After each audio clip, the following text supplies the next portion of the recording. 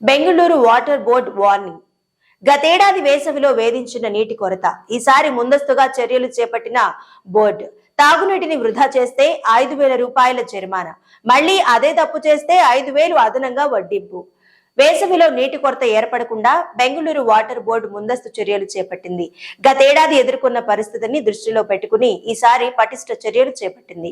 ముందుగా తాగునీటి వృధాను అరికట్టేందుకు కఠిన నిర్ణయం తీసుకుంది.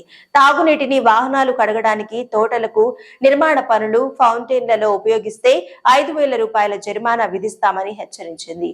మళ్లీ అదే తప్పు చేస్తే అదనంగా మరో 5,000 వడ్డిస్తామని, రోజుకు 500 రూపాయల చొప్పున ఫైన్ విధిస్తామని పేర్కొంది. వాటర్ బోర్డ్ యాక్ట్ లోని సెక్షన్ 109 ప్రకారం చర్యలు తీసుకుంటామని వార్నింగ్ ఇచ్చింది.